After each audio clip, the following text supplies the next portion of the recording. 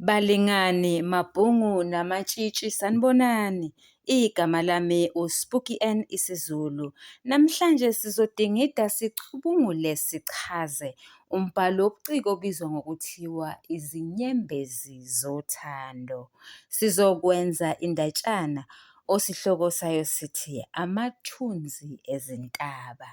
Yini eyelekelela umfundi ukuze akwazi ukuphendula imibuzo ngendlela elindelekile? Ngokubona kwami, izinto ezintathu. Okokuqala, indaba imayelana nani? Lokho sikubiza ngokuthi isakhiwo. Okwesibili, indaba imayelana nani? Lokhu sikubiza ngokuthi indikimba. Habe, usethini manje umem?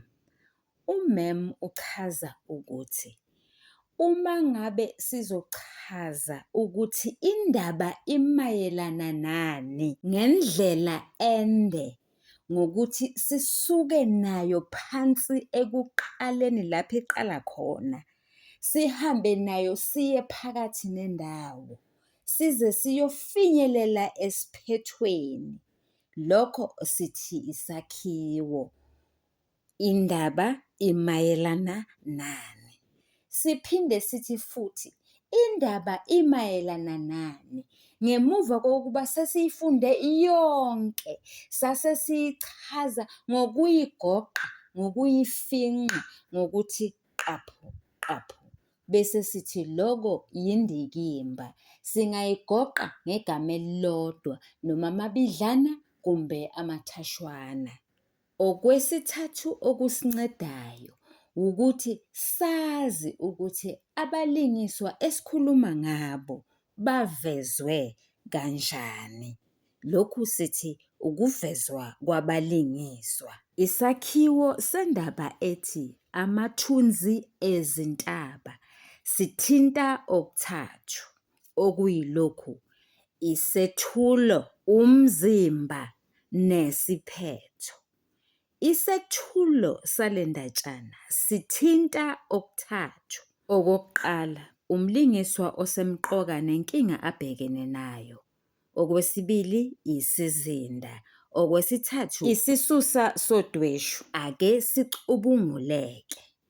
Umlingiswa omkhulu kule ndatshana uSiziba kaNdlela ubhekene nenkinga yokwesaba ukuthi azomgwinya amathunzi ezintaba. Yingakho nje usebona umhlane wehhashi mbumbulu, kanti lelo ithuna. Isizinda. Isizinda naso sithinta okuthathu. Sithinta indawo, isikhathi, isimo senhlalo. Injani indawo okukhulunywa ngayo lapha? Yisemaphandleni. Isikhathi, esasemandulo, lapho izinsizwa nezintombi zazibonana ngasemithonjeni. Kukhulunywa ngamaqele lana, kukhulunywa ngezinkomo. Umbhali usixoxela ngemiqeku yezinkabi kanye nonondlini bezinkomazi. Aphinde asixoxele ukuthi abalingiswa bebevunula. Sibona intombi engunomkhosi ivunule ngomutsha, isigege, umgeqo kanye nomginqo.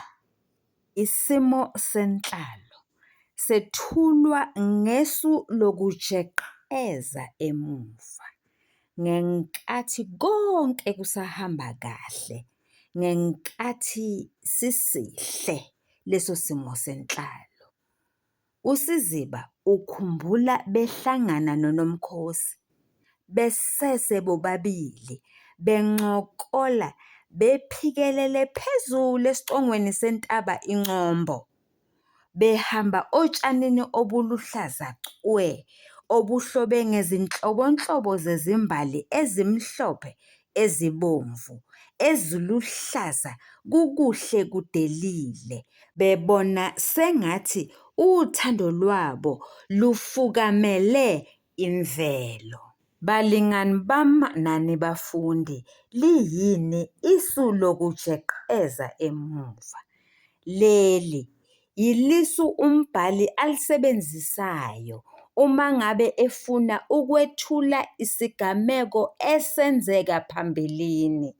Yingakho ngesiNgisi sithi, this is called a flashback, where an author portrays a character that reflects and remembers what has happened in the past. Balingani bami nani bafundi, kuyabe kuhle ukuthi izigameko, loko esithi ngolimi lwasemzini ama-events, siwabeke ngononina.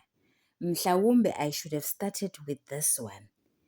Ekutheni isimo senhlalo sethulwa ngesu lokujeqeza emuva, ngenkathi uSiziba ebuyelwa imicabango athi, hawu ibuzi, afikelwe ukudangala, afikelwe ubuhlungu benhliziyo. Isisusa sodweshu.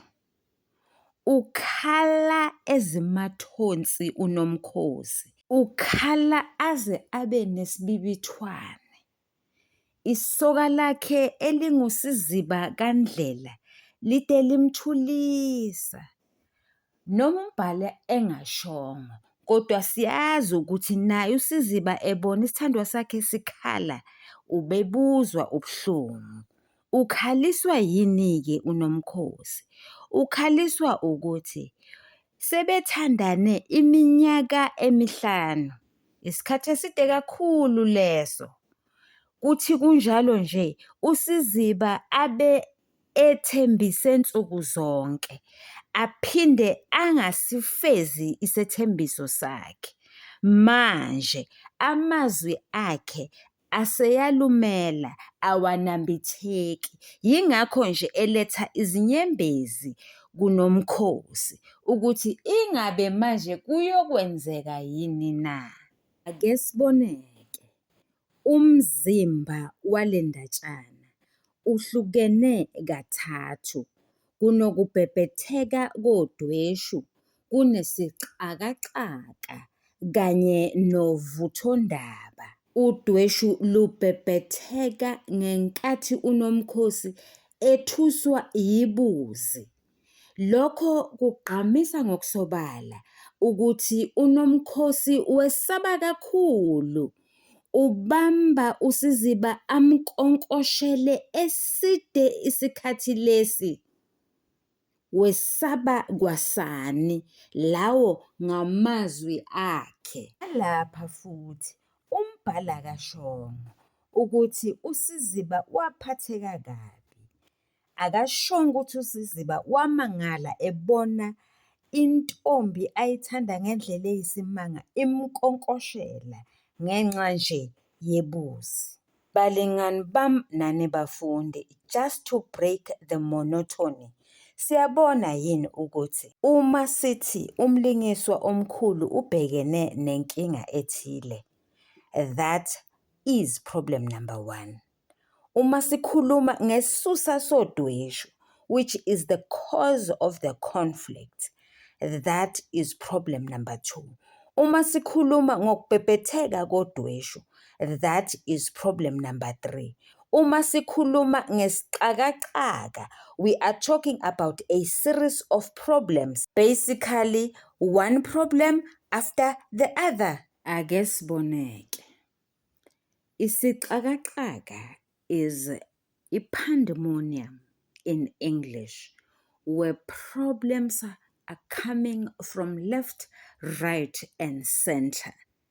Izinkinga ziqhamuka nxazonke, macala onke, inkinga phekwenye. Umbhali usethulela isixakaxaka ngesu lokujeqeza emuva.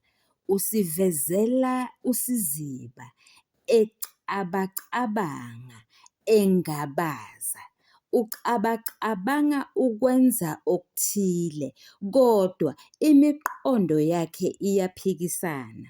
Uyazi bazobonana noNomkhosi. Ikuphi loko okumenza abe nemiqondo ephikisanayo?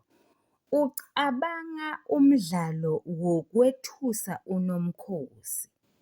Yingakho nje ecabanga ukuthi kofanele abophele intshebe ende esilevini, azibhixe ngomsizi emadevini, abhixe amashiya ngebomvu abe bomvu tebhu, ikhala lakhe libe mhlophe wu.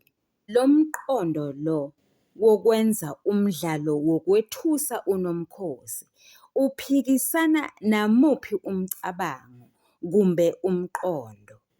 Uyacabanga ukuthi kungenzeka uNomkhosi amale, aphinde acabange ukuthi uzokufa ukwethuka, aphinde acabange ukuthi alikho icala, kuyadlalwa empilweni, naye namhlanje uyadlala. Umqondo othi kungenzeka uNomkhosi afe ngokwethuka uyisu elisetshenziswe umbhali elibizwa ngokuthiwa ukubikezela, ngesiNgisi lokhu esithi yi-foreshadowing, okuchaza ukuthi kunesigameko esindlalela okuzokwenzeka. There is an event that will lay foundation for what is going to happen in the future. Umbhali uphinde ethule esinye isigameko esithinta ukubikezela esethulwa yimvelo. Uthi amathunzi ezintaba ayeseshoshela aze ayofika emthonjeni. Lokhu kubikezela ukuthi isikhathi asivumi. Maybe he was not supposed to play the game at this time of the day because it was in the evening and becoming darker. Umbhali ubeshilo phambilini ukuthi uSiziba akafuni noma akathandi ukuba uNomkhosi ambone kuqala bengakahlangani. Usenzani-ke namuhla uSiziba? Useyanyonyoba okwekati ngenkathi ebona uNomkhosi. Usebanda ngesiqukazi sesihlahla. Useyamemeza ngemuva kukaNomkhosi. Uthi, ha! Bandla eliphakathi. Aphaphatheke uNomkhosi, abe mhlophe. Amehlo akhe abamhlophe athi thunqu, wagenqika phansi ngenxa yovalo, kwabe uyaphela. Khumbulani ukuthi uSiziba ubeseziqhubile izinkomo zaya kubo kaNomkhosi ukuyocela isihlobo esihle. Lokhu kuchaza ukuthi uSiziba uyobe eselobole ithuna. Waba secaleni uSiziba, enduneni uSithabathaba. Icala lathatha isikhathi eside lesi, ingani ubulele, unesidumbu phansi. Wahlawuliswa, wakhipha izinkomo ezinhlanu. Okwangempela eseyolobola ithuna, kwazise uNomkhosi ubeyingoduso yakhe. Kwalindeleka ukuba ayoqedela ukulobola. Okugqilaza uSiziba ukuthi uNomkhosi akambonanga ukuthi nguyena lona obekade emthusa. Lokho kwawugqilaza umphefumulo wakhe. uSiziba akasabuboni ubuhle bendalo ayebubona uNomkhosi esaphila. Ubonani manje? Ubona ubusika, ubona iziwishiwishi zomoya onamandla, ubona nempilo yakhe, ukuthi iwubusika uzibona egutshezelwe amathunzi ezintaba. Yingaleso sikhathi-ke lapho ebona umhlane wehashimbumbulu okuyithuna likaNomkhosi. Emaceleni ubona izinkalo zikhihla isililo, abone imifula iba yingozi engeqiwa ntwala, abone ukuthi lowo moya owishizayo awupheleli lapho kuphela kodwa womile. Abone ilanga libheje igazi, abone isibhakabhaka simangele, okuchaza ukuthi asivumi ukuphela isithombe sikaNomkhosi sokugcina.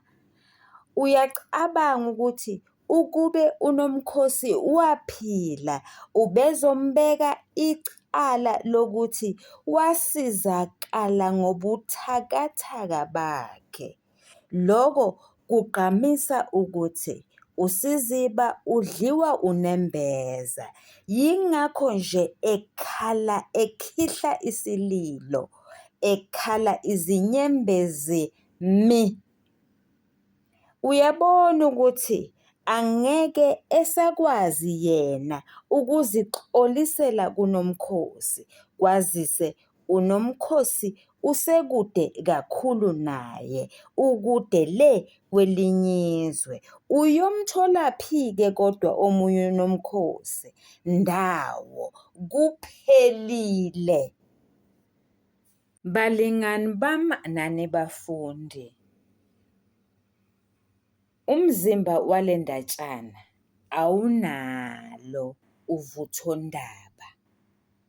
Esiphethweni sithola okukodwa, hhayi okuthathu.